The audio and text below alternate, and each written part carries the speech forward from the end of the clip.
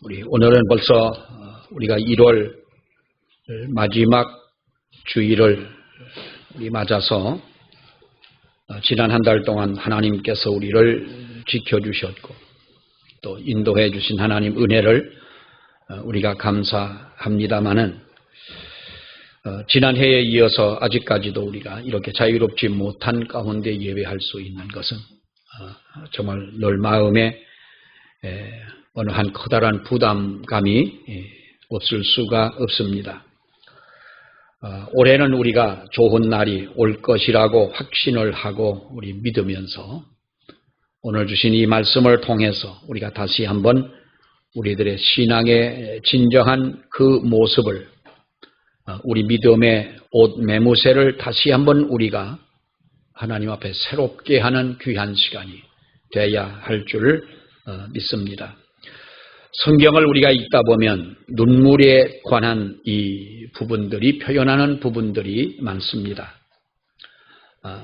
물론 직접적인 그러한 표현도 있지만은 간접적으로 또 우리가 추리해 볼 때에 이러한 그 눈물에 관한 사건들, 눈물 흘리는 많은 사람들, 또 선지자들, 대표적으로 우리가 에레미야 선지자 하면 눈물의 선지자다 이렇게 할 만큼 그런 정말로 나라와 민족을 위해서 하나님 앞에 눈물을 흘린 그런 선지자였고, 에스겔 선지자나 에레미야 선지자나 우리가 엘리야 선지자나 많은 선지자들이 흘린 눈물을 우리가 봅니다. 또 신약 성경을 와서 보면은 우리가 대표적으로 우리 예수님의 그 눈물을 볼 수가 있습니다. 오늘 출애굽기 32장의 이 말씀에서는 모세가 이스라엘 백성을 인도하는 가운데 어떻게 보면 가장 커다란 어떠한 문제가 아닐 수가 없는 그러한 지경에 다다르게 됩니다. 시내산에 올라가 하나님을 만나서 기도하고 하나님의 계명을 받아 들고 내려온 모세였지만은 그 밑에서 기다리고 있었던 이스라엘 백성들은 상상할 수 없는 뜻밖의 죄를 저지르게 되고 금송아지를 만들어 섬기는 그들의 모습을 보면서 하나님 앞에 우리 표현으로 한다면 그야말로 단판을 짓듯이 주님 앞에 기도를 드립니다. 우리가 기도를 한다고 하지만은 나라와 민족을 위해서 눈물을 흘리는 우리가 모세의 그 눈물을 볼 수가 상상해 볼 수가 있는 줄 압니다. 그리고 우리 모세의 흘린 눈물 그리고 우리가 예수님의 눈물을 생각하면서 그 아픔과 은혜라고 하는 제목으로 우리 말씀을 생각할 때 하나님 은혜가 저와 여러분 가운데 있기를 축원합니다. 사람의 마음에는 큰 샘이 있습니다. 그래서 감정에 따라서 그 샘에서 어떻게 보면은 물이 솟아오르듯 이렇게 우리에게 물이 솟아오릅니다. 그것을 눈물이라고 표현하고 있습니다. 눈을 통해서 우리가 흘러내리는 그 눈물, 슬픈 감정일 때는 슬픔의 눈물이 나오게 되고 아플 때에는 아픔의 눈물을 흘리게 됩니다. 그리고 사람은 너무나 기쁠 때에는 또한 기뻐서도 우리가 눈물이 납니다. 슬퍼서 눈물을 흘리고 아파서 눈물을 흘리고 기뻐서 우리는 눈물을 흘린다라고 할 때에 눈물이라고 하는 것은 우리 마음속에 감정이 살아있는 한 그리고 우리의 마음속에 감동의 물결이 있는 한 우리의 마음속에 기쁨이 있는 동안 우리 눈에는 눈물이 마르지를 않는다 이렇게도 생각해 볼 수가 있겠습니다. 그러나 여러분 마음의 샘물이 말라버리면 우리가 눈물도 말라버리게 되는 것입니다. 몇 년 전에 세계에서 우리 대한민국을 장래 물부족 국가라고 그렇게 이야기를 했습니다. 그때만 하더라도 우리에게 실감이 가지를 않습니다. 아니 우리나라 이렇게 물 많은 나라에 무슨 물부족 국가라고 그렇게 세계에서 환경가들이 이야기를 하느냐. 그러나 그 표현을 그 말을 듣고 몇 년 가지 않아서 우리나라는 그야말로 물부족 국가가 되고 맙니다. 계곡마다 물이 다 마르고 흐르지를 않습니다. 그렇게 많은 강물처럼 흐르던 그러한 냇가의 물들도 다 말라버리고 말았습니다. 여러분, 우리는 이것이 어느 날 아침에 어느 하루 한순간에 딱 끊어졌다면 모두가 놀라기도 했겠지만은 서서히 말라버리는 우리 이 땅의 물 부족 국가의 이 모습을 우리는 바라보면서도 어쩌면 실감하지 못하고 지나가는 적대도 없지 않아 있으리라고 생각을 합니다. 물을 파도 땅을 파도 물이 나오지가 않습니다. 우리 부모님들이 사시던 망미리에 우리가 지하수를 하나 파놨습니다. 집을 지을 때 지하수를 하나 파놨는데 물이 많이 나오는 건 아니지만은 그 양 더 나오지도 않고 덜 나오지도 않는 그 어떤 기준치에서 계속해서 물이 마르지는 않고 나왔습니다. 어느 날인가 그 물줄기가 점점 줄어들더니 물이 말라버리고 말았습니다. 물론 마을에 이 상수도가 생겨서 그 상수도의 물을 써서 어쩌면 더 편할지도 모르겠습니다만은 정말 우리가 실감하지 못하는 채 우리는 그 말라버리는 이 물줄기를 느끼지도 못하고 우리는 당하고 있는 것을 볼 수가 있는 것입니다. 사랑하는 여러분, 마음의 샘물이 말라버리면 우리의 눈에 눈물이 마른다고 하는 것입니다. 감정이 메마르게 된다면 눈에서 눈물이 말라버리게 되는 것입니다. 우리의 두 눈에 눈물이 말라버린다면 여러분, 우리는 희로애락을 느끼지 못한다고 하는 것입니다. 사람이 살면서 희로애락을 느끼지 못하고 산다고 하는 것은 여러분, 이것은 죽은 거나 다름이 없는 것입니다. 죽은 사람은 어떤 감정이 없습니다. 그래서 죽은 사람은 눈물을 흘리지를 못하는 것입니다. 미워하는 감정도 없지만 사랑하는 감정도 여러분 없는 것입니다. 희로애락의 감정이 없으니까 어떻게 보면 사람의 마음속에 우리의 눈물이 메마르고 그야말로 우리의 감정이 메마르고 만다는 것이지요. 사람이 울고 싶을 때에 울지 못하는 것도 고통이라고 여러분 이야기를 합니다.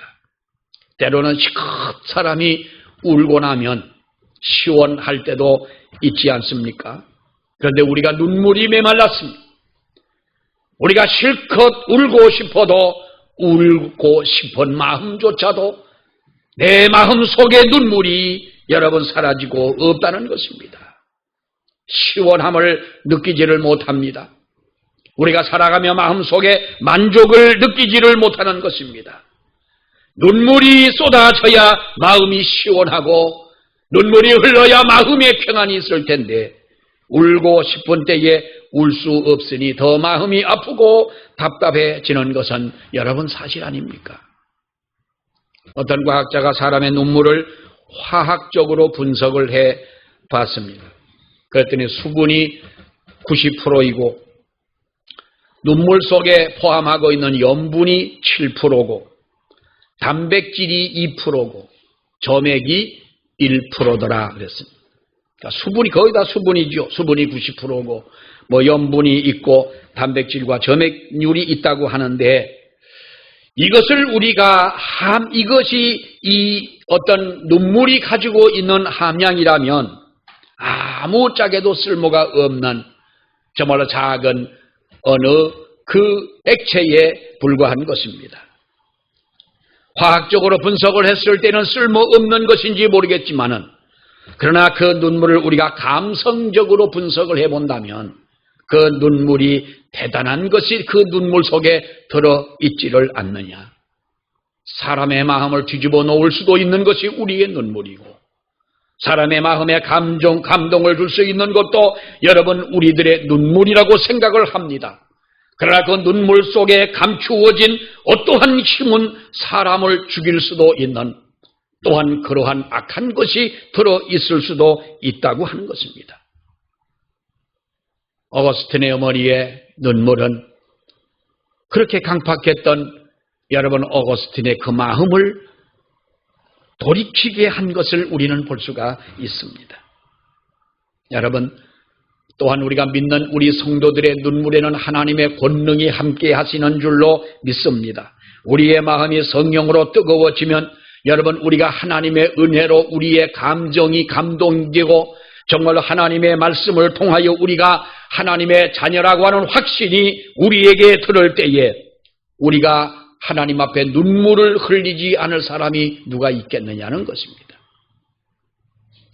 그때 그 확신을 가지고 하나님 앞에 눈물을 흘리는 주의 성도들에게 하나님의 권능이 함께 하시는 줄 믿습니다. 눈물로 구원받는 것은 아니지만은 눈물은 우리가 하나님의 자녀된 성도의 하나의 징표이기도 여러분 한 것입니다. 하나님의 딸이 되었다, 하나님의 아들이 되었다, 나 같은 죄인이 하나님 앞에 구원함을 받았다고 우리가 확신을 한다면 어느 누가 눈물을 흘리지 않을 수가 있겠느냐는 것이죠. 그러니까 스펄전 목사님은 말했습니다. 눈물을 흘리지 않은 마른 눈을 가지고는 하나님의 나라에 들어갈 수가 없다는 것입니다. 여러분, 사람이 사는 곳에는 눈물이 있어야 합니다. 사람은 울 줄 알아야 되는 것입니다. 우리나라 사람들은 남자의 눈물에 대해서 아주 인색합니다. 남자가 눈물이 많으면 어떡하냐? 남자가 어릴 때부터 그럽니다. 남자 자식이 운다고 우리 친구들하고도 이렇게 있으면 혹시 우는 친구에게 남자가 임마 우냐 하면서 남자의 눈물에 너무나 인색해 왔습니다. 그러나 눈물이 있는 곳에 진정한 웃음이 있다고 그럽니다. 울지 못하면 진정한 웃음도 없다는 것입니다. 여러분, 그러나 오늘의 이 세대는 그야말로 눈물이 없는 세대가 아니냐. 눈물다운 눈물이 없는 세대예요.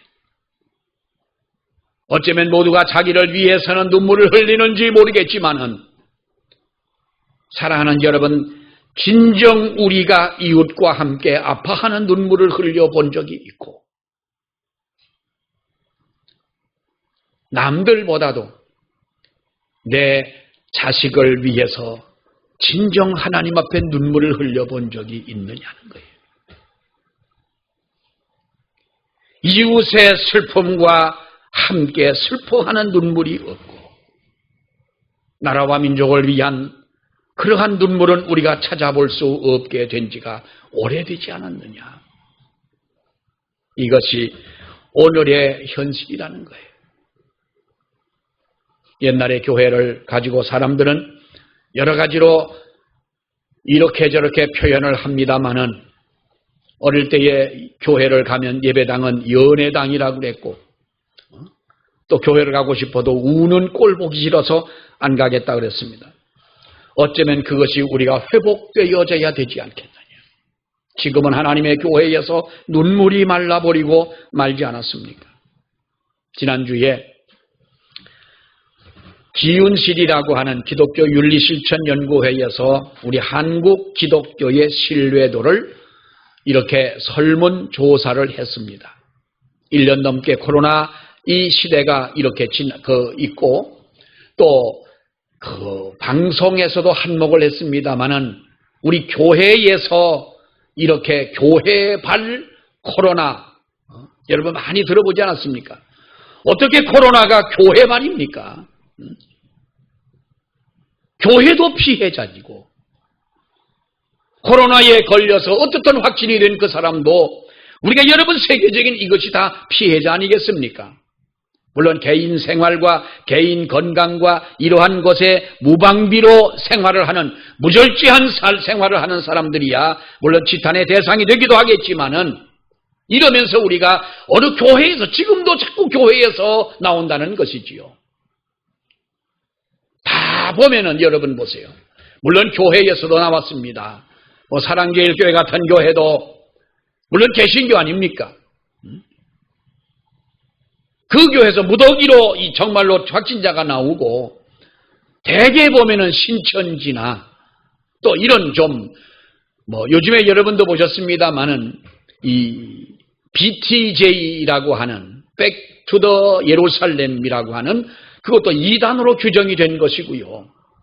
요즘에 나오는 IM이나 TCS인가요? 거기도 보면은 우리가 불분명한 어떤 그 사람들 아닙니까? 교단도 불분명하고 그 대표되는 사람이 정말로 목사인지도 불분명하고 사기꾼과 비슷해가지고 거기에 들어오게 되면은 미국의 유학을 아주 그냥 보내주는 것처럼 이렇게 아이들을 선동해서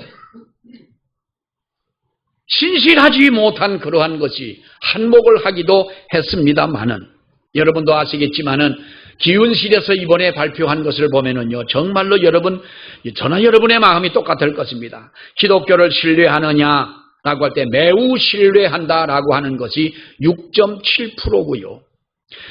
그래도 기독교를 신뢰한다라고 하는 것이 25.1%입니다.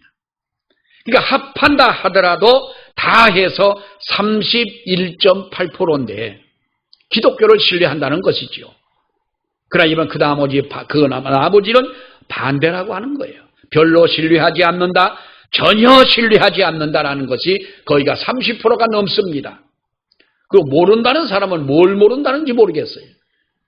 모른다는 사람도 4%가 됩니다만은 별로 신뢰하지 않는다 31.5%, 전혀 신뢰하지 않는다 32.4%. 그러니까 63.9%의 이 사람들은 어떤 사람들이니까 나는 기독교를 싫다는 말입니다.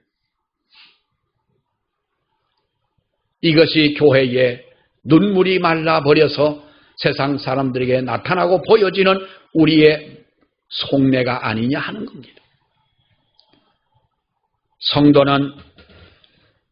성도의 눈이야말로 눈물로 씻겨진 그 눈을 가지고 있어야 우리는 주님을 볼 수 있게 되는 줄로 믿습니다.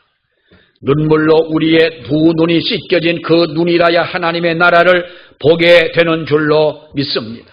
오늘날 이 나라 이 백성이 이처럼 부패하고 정말로 타락하고 이렇게 된 그 원인은 여러분 우리가 잃어버린 것이 있다는 거예요. 믿는 성도가 잃어버린 것이 있고 우리 교회가 잃어버린 것이 있는데 바로 그것이 우리들의 눈물이라고 하는 것입니다. 오늘 이 본문에 보면은 모세의 눈물을 우리는 볼 수가 있습니다.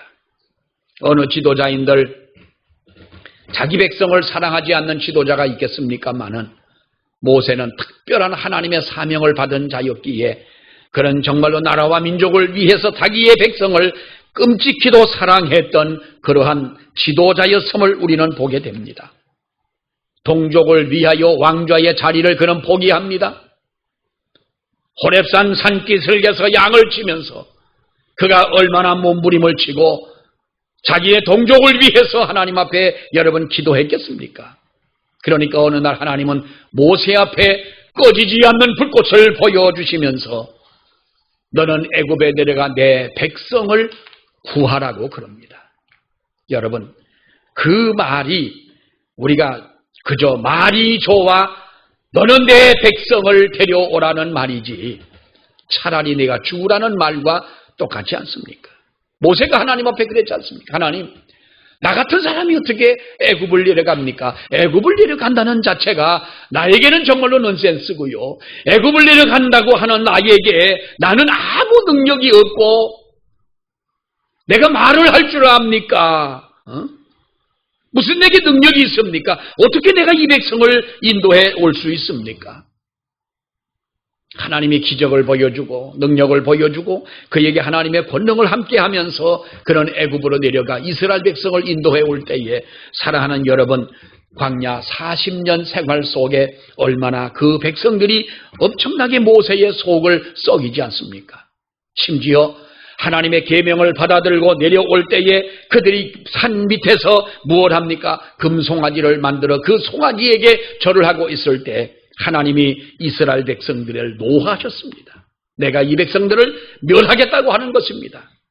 하나님이 손을 들어 이 백성을 멸망시키려고 할 때에 마치 채찍을 든 아버지의 팔에 장자가 매달려 아버지 좀 참아달라고 하는 것처럼 하나님 이 백성을 좀 참아주십시오. 이 백성을 멸하지 마십시오. 그러면서 뭐라 그럽니까? 차라리 하나님 이 백성을 멸하시려거든 하나님 생명책에서 내 이름을 제하여 주십시오. 그랬어요. 여러분 이 말이 무슨 말이겠어요? 내가 죽어서 이 백성이 하나님 앞에 고쳐질 수만 있다면 나 한 사람의 생명을 통하여 하나님이 이 애굽에서부터 올라오는 이 백성들이 하나님이 약속하신 가나안 땅에 들어갈 수만 있다면 하나님의 백성들이 하나님의 백성으로 살아갈 수 있고 하나님 앞에 영광을 돌릴 수 있다면 차라리 내가 내 목숨을 던지겠습니다 하는 겁니다. 그러니까 하나님이 뭐라 그러십니까? 진노의 팔을 거두시고 모세에게 말씀하시기를 내가 이 백성을 진노하는 것을 내가 너희의 기도를 통하여 멈추긴 한다마는 다시는 내가 이 백성과 함께 있지를 않겠다. 그것 아닙니까? 여러분 이 말은 무슨 말이겠어요? 내가 이 백성을 진노하지는 않지만은 그러나 이 백성이 멸망하고 외세의 침략을 통해서 이 백성이 망하고 예루살렘이 무너지고 나의 백성들이 하나님 앞에 죽음을 당한다 할지라도 나는 더 이상 이 백성들과 함께 있지 않겠다는 거예요. 여러분 울면서 기도하는 모세의 그 기도 우리도 한 번쯤은 여러분 본받아야 되지를 않겠느냐는 거죠. 자, 또 하나 우리가 보면은 누가복음 19장 41절의 말씀에 우리 예수님께서 가까이 오사 성을 보시고 우시며라고 하는 우리가 이 말씀이 있습니다. 이 말씀을 보면서 우리 예수님께서 그냥 우셨다고 말씀을 하고 있습니다만은 성경에 보면은 예수님의 눈물을 두 군데에서 이야기를 합니다. 요한복음 11장에 보면은 예수님이 나사로의 무덤에 가서 우셨더라. 예수께서 눈물을 흘리시더라 라고 하는 말씀이 있고요. 그 예수님께서 이 예루살렘 성을 보시면서 우셨더라 라고 하는 이 두 단어가 있는데 우리 단어로 본다면 똑같이 둘 다 우는 단어입니다만은 우리가 헬라어에 보면은 이 두 단어는 이렇게 다릅니다. 첫째는 예수님께서 나사로의 무덤에 가서 눈물을 흘리시더라 라고 하는 이 말은 다크루오라고 하는 헬라어인데 이 말은 소리 없이 눈물을 흘렸다라고 하는 거예요. 그러니까 소리 없이 눈물을 하나님이 훔치셨다, 닦았다라고 하는 이 말이 눈물만 흘렸다는 말이죠. 그런데 누가복음 19장 41절의 말씀에 성을 보시면서 주님이 우셨더라라고 하는 이 말은 에클라우센이라고 하는 말이 에클라우센이라고 하는 이 말의 의미는 엉엉 운다는 말이에요. 나사로의 무덤가에서는 예수님께서 눈물을 흘리셨습니다. 말 없이 소리 없이 눈물을 흘리셨지만 예루살렘 성을 바라보며 우리 주님은 그 흘린 눈물은 조용한 눈물이 아니라 그야말로 엉엉 우는 통곡을 하는 그러한 눈물이라고 하는 것이죠. 주님의 눈에 눈물이 펑펑 쏟아졌다는 말입니다. 여기는 두 가지를 말씀하고 있습니다. 우리 예수님께서는 예루살렘 성을 바라보시면서 우셨더라. 예루살렘이라고 하는 이름은 여러분 예루라고 하는 이 말은 터전이라는 말 아닙니까? 샬렘은 평화라는 말입니다. 그러니까 평화의 터전인 것입니다. 예루살렘이라고 하는 것은 그 이스라엘뿐만 아니라 전 세계를 향한 평화의 터전이요 그야말로 기준이 되는 것이었습니다. 그런데 세월이 흘러가고 예루살렘이 정치의 중심이 되고 종교의 중심이 되면서 오히려 평화는 깨졌고 종교의 중심지같이 되면서도 그야말로 싸움과 폭력이 난무하는 이러한 도성이 되고 만 것입니다. 음모가 있고 술수가 있고 그야말로 그 탐욕과 방탕한 도시가 되고 만 것입니다. 예루살렘은 로마의 군대에 의하여 짓밟히고 만 것입니다. 정치가 타락하고 종교는 썩어가고 말았습니다. 그러니 이 성을 바라보며 주님이 울지 않을 수가 있겠느냐는 것입니다. 이 성을 보시면서 주님이 우셨고요. 두 번째는 예루살렘 성전을 보시면서 우셨더라는 겁니다. 여러분, 예루살렘 도성을 바라보며 흘린 주님의 눈물이 연민의 눈물이라면 예루살렘 성전을 바라보면서 흘리신 주님의 눈물은 그야말로 통분의 눈물이 아닐 수가 없는 겁니다. 우리가 알다시피 예수님께서는 예루살렘을 바라보시면서 강도의 구려를 만들었다.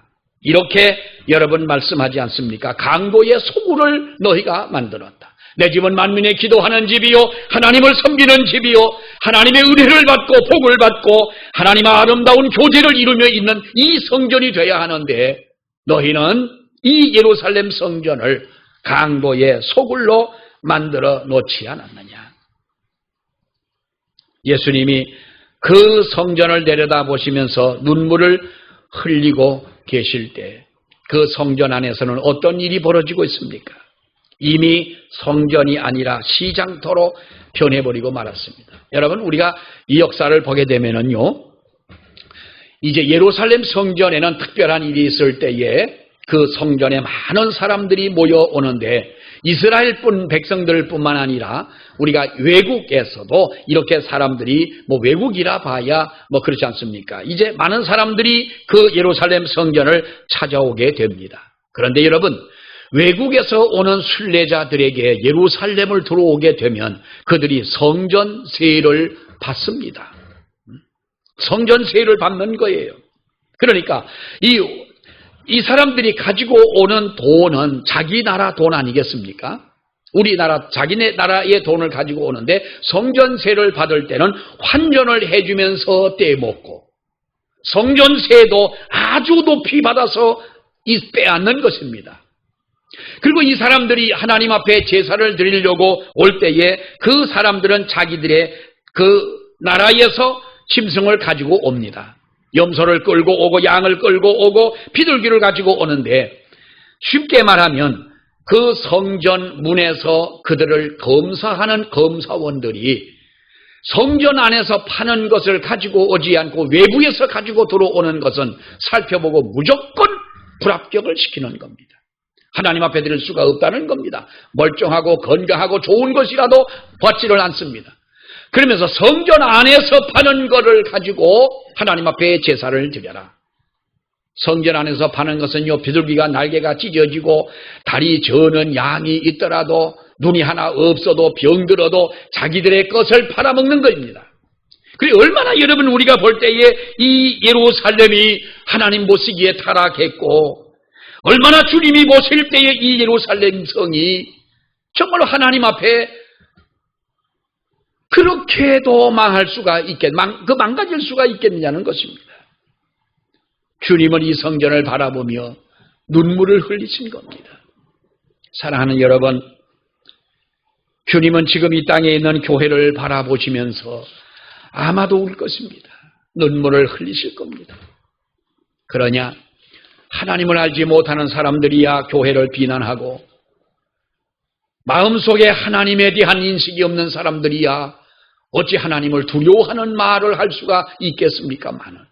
그러나 31%만 겨우 하나님의 기독교를 신뢰하고 예수 믿는 사람을 신뢰한다는 것이 얼마나 우리 주님의 마음을 또 한 번 울리는 것이 되겠느냐는 겁니다. 소리내어 소리 없이 흐르는 눈물이 아니라 소리내어 울 수밖에 없는 주님의 그 심정을 여러분 우리가 생각해 봐야 되지 않겠습니까? 불신의 세상을 보시면서 억울해서 우는 것이 아니라 교회를 보시면서 주님은 울고 계신다는 거예요. 어떻게 보면 억울할 수도 있지 않습니까? 하나님이 만드신 아름다운 이 세상, 하나님이 만드신 이 아름다운 우주에서 모두가 하나님의 것인데 어찌 하나님을 알지 못하는 세상 사람들이 이 세상을 차지하고 자기 것인 양 하는 것을 보면은 억울할 수도 있겠지만은 그러나 주님은 거기에 가치를 두고 기준을 둔 것이 아닙니다. 하나님의 교회가 무엇을 하고 하나님의 성도들이 어떻게 하였느냐라고 하는 것이죠. 어떤 분이 그렇게 말했습니다. 교회는 점점 화려하고 웅장해지는데 교회의 주인이 되시는 예수님은 웅장한 교회에서 외면을 당하시고 수천 수만의 교인이라고 자랑하지만 예수님은 그 수많은 군중 속에 가려서 주님이 보이지 않는 시대. 지금이 그런 시대라는 거예요. 이제라도 잊어버린 예수의 영광을 찾아야 할 때인 줄로 믿습니다. 교회는 교회의 본분을 찾아 행해야 되고 본래의 모습을 회복해야 되는 줄로 믿습니다. 우리 두 눈에 마른 눈물을 찾는 우리들이 되어야 할 줄로 믿습니다. 두 눈에 눈물이 없는 것이 아니라 내 마음 감정이 메말랐고 하나님의 은혜로 풍성했던 우리의 마음이 메말라 있기에 나의 두 눈에 눈물이 마른 것이 아니냐. 지옥을 향해 가는 내 자식을 보면서도 울 줄 모르고 장터에 앉아 아이들이 애곡을 하여도 함께 눈물을 흘리지 않는다고 책망하시던 그 주님의 말씀이 여러분 우리가 잊었습니까? 우리도 하나님 앞에 이것을 찾아야 되겠다는 것이죠. 어떤 목사님이 새벽에 나가 늘 그분은 나라와 민족을 위해 기도를 합니다. 새벽 기도하는 분들이야 나라와 민족을 위해서 기도하지 않는 분이 누가 있겠습니까? 어느 날 아침에 기도를 하는데 하염없이 눈물이 나는 겁니다. 그래서 눈물을 닦아도 끊임없이 눈물이 흐릅니다. 참으려고 해도 눈물이 나는 겁니다. 그래서 하나님 아무리 생각해봐도 이 눈물은 괜히 나는 것 같습니다. 내가 나라와 민족을 위해 기도하지만은 이렇게 눈물을 흘려 본 적도 없지만 교인들이 들을까 봐도 민망하고 내가 왜 나이가 들어서 아마도 나는 눈물 같습니다. 기도하면서 눈물을 훔치면서 그렇게 하나님 앞에 기도 아닌 기도를 할 때에 하나님이 이렇게 말씀을 하시더랍니다. 그것은 내 눈물이 아니라 내 눈물이란다. 내가 우는 것이 아니라 내가 우는 것이란다. 여러분 내 속에서 울고 계시는 주님, 내 눈물이 아니라 내 눈물을 내가 흘리는 것이란다. 우리 속에 울고 계시는 그 주님의 눈물을 따라서 우리도 울어야 되지 않겠느냐. 내 영혼을 위해서, 불쌍한 이웃을 위해서, 나라와 민족을 위해서, 우리가 내 교회를 위해서, 그리고 하나님을 알지 못하는 죄악으로 치닫는 내 형제와 자매와 내 자식을 위해서 울어야 되지 않겠느냐. 그리고 우리의 눈물이 헛되지 않도록 우리가 해야 되지 않겠느냐는 겁니다. 우리 교회에 우리 모든 성도들이 이 은혜를 회복하고 그래서 하나님의 더 큰 은혜가 우리 가운데 이루어지는 이 축복이 있기를 축원합니다. 기도하겠습니다. 하나님 아버지 은혜를 감사합니다. 오늘도 주님 앞에 나와 저희들 예배하며 귀한 말씀을 통하여 우리 주님이 예루살렘을 바라보며 우시던 그리고 내 백성을 향하여 눈물을 흘리던 모세의 그 눈물을 생각하면서 눈물은 아프고 슬프고 고통스럽고 괴로운 것이지만 그러나 그 아픔 뒤에 오는 주님의 은혜를 기대하며 우리도 주님 앞에 눈물을 흘리며 기도하는 저희가 되게 하여 주시고 오랜 날 동안 오랜 세월 동안 하나님이여 이 땅이 물 부족 국가로 모든 계곡에 흐르던 물이 마른 것처럼 우리의 두 눈에 그쳐져 버린 하나님 앞에 우리의 눈물을 다시 회복하는 역사가 있도록 인도해 주시기를 원합니다. 우리가 주님 앞에 눈물을 흘리지 않아서 우리의 감정이 메말라서 두 눈에 눈물이 마르고 그래서 하나님이 오늘날 우리 기독교라고 하는 이 아름다운 이름이 정말로 하나님 앞에 멸시를 당하고 사람들에게 외면을 당하고 신뢰하지 못한다고 하는 그런 평을 저희들이 받을 때 물론 그들이 하나님을 모르는 사람이라 할지라도 하나님의 이것이 우리들이 빚어낸 모습이라고 믿습니다. 다시 한번 우리가 이 명성을 되찾고 하나님의 영광을 되찾는 하나님 우리 모든 교회와 성도들 되게 하여 주옵소서.